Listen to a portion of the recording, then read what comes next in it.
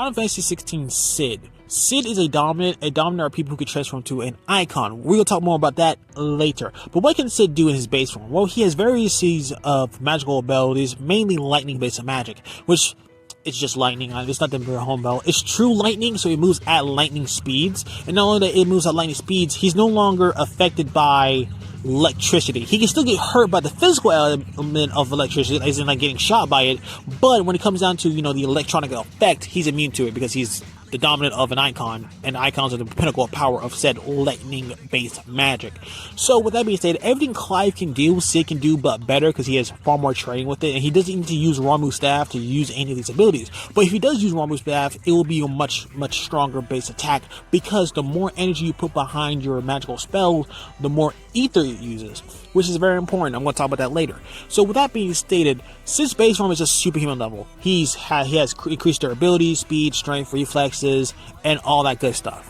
Where we talk about his transformations is where it gets more interesting. In his Limit Breaker form, or his semi-prime form as it's lore-wise called, it increases his stats dramatically. His speed increases, his strength increases, his durability and the reaction speed also increases, and he's also able to tap into more power of Ramuh, which allows him to create giant versions of Ramuh's staff, be able to teleport, be able to create wards with much easier cost on his physical body, which wards are able to compel physical and spiritual based attacks, which is just spiritual means your soul in 16 is very interchangeable with will, consciousness, and all that. It just all means your soul.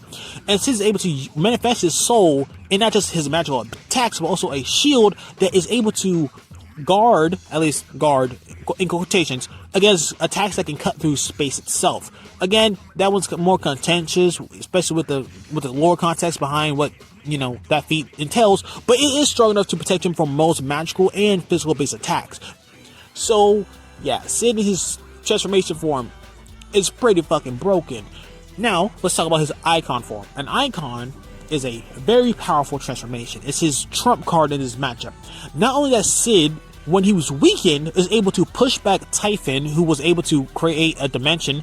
He was able to not only push back Typhon, but overpower Typhon, which means he's on the same level as Typhon, at least the first form of Typhon, which means he should be in that star levels of power. Now, the reason why I say he should be in that star levels of power, because all icons are relative to each other. It's stated in the game and outside of the game itself by interviews that icons are equal in power. It's just depending on how powerful or how skilled the dominant who's wielding the icon is. And Sid's will is very powerful, and his knowledge is also very powerful when it comes down to his icon and how he wills himself and how strong his will is, because the stronger your will, the more hacks abilities you have and the more powerful you become. It's very consistent in Final Fantasy 16. The stronger your will, the stronger you become, and Sid's will is very strong. Not only that, Ramuh is no slouch. Because of the fact that all icons are equal in power, Omega, who was stated to rival the power of the gods, aka the icons, is able to create a black hole that was calculated to be in that solar system level. Now, it was also calculated to be in that universal level tiers of power, but I don't really buy the Omega being universal. I just feel like that's very inconsistent with the verse itself, so I'm just going to go with the more lowball that it's just a solar system level, black hole. And Omega's destructive capacity is verbatim stated to be on the same level as the icons. So that means Ramuh is packing a solar system level amount of energy, and considering that it can also go into his defense, his offense, his speed, or his regeneration, yeah, Cole better have some really good powers to really defeat Sid. But let's get into Sid. Clive. Fuck me. You know who I'm talking about. Cole McGrath as the Beast, because that's where he has, the most amount of powers by the end of Infamous 2, because Cole in both paths, good and evil, are very much relative to power with each other. There's no one version that's stronger outside of the ending, which boosts Cole drastically. Cole, at bare minimum, by the ending of the game, should be in that arguably small planetary or straight up moon levels of power. I consider more him being that moon level of power because the Beast in Kessler's time was able to destroy the moon, or at least fragment it, which was calculated to be a continental level based attack. Now, considering that Kessler was stated that he can fight the Beast and would have won, he just chose not to because his family died, Cole in Infamous 1 was able to defeat Kessler, which is very impressive because Kester was able to defeat a person who's able to destroy the moon, which leads out to a multi-continental level base of power. Now in Infamous 2, a stronger beast, because Cole is stronger, was able to be defeated and actually overpowered by Cole and was able to gain his powers, which means Cole should be at bare minimum, because the beast is stronger, because he's stronger in this timeline, in that small planetary levels of power, if not really more accurately, probably in that moon level. But I truly do believe that Cole, if in the Infamous 2 Evil ending, it should be around small planetary, because it just makes a lot more sense with, you know, the drastic amount of power shifting from one timeline to another. So Cole with the beast's powers is a planetary level threat, at least a small planetary level threat. So what can the beast Cole do in particular? Because Cole basically just has lightning based abilities. He has different variations of his lightning blast. He can manipulate napalm. He can enhance his own biology. He can sense people with electricity, and he can drain electricity from any surface and gain a shit ton of power, and even create storms that can give him electricity, which is very needed because he needs electricity to use some of his more powerful base attacks. So how powerful is Evil Cole and the Beast? Well, the Beast, what we see of him, is able to manipulate gravity, create volcanoes, manipulate things on an atomic level, and rebuild himself on an atomic level, and able to produce illusions. Basically, everything that Kester does, Cole now has, and plus everything the Beast has, Cole has now.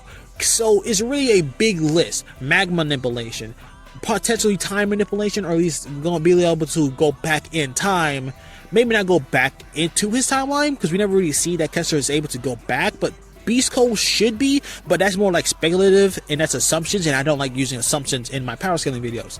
So that means Cole is able to go back in time at least. He should be able to not only manipulate gravity, he should be able to manipulate neon, video, smoke, every ability that every conduit has ever had, the Beast should have, and then some.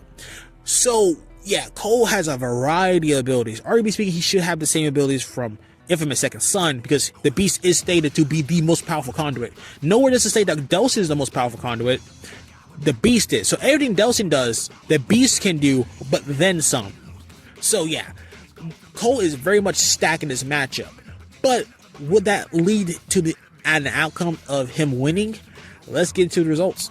Yeah, Cole just straight up loses his fight, and is not even close. Sid just overwhelmingly outpowers him and out-hacks his Cole. Yeah, Cole has a lot with the Beast powers, has a lot of manipulation of various elemental things. Sid can only hit him with electricity, but his electricity cannot just bypass his durability. It bypasses his entire atomic regeneration, because of the fact that it bypasses his durability and attacks you on a spiritual level. Cole has nothing against that. Not only that, Cole has never fought somebody that can transform into a living icon, that can teleport, do everything that he can do, but affect you on a spiritual level, and is just blatantly stronger and has far more energy to put behind his attacks. This matchup is so one-sided, it's not even close. But, you know, that's how power scaling goes, you know. Please like, comment, subscribe, take care of yourself and each other.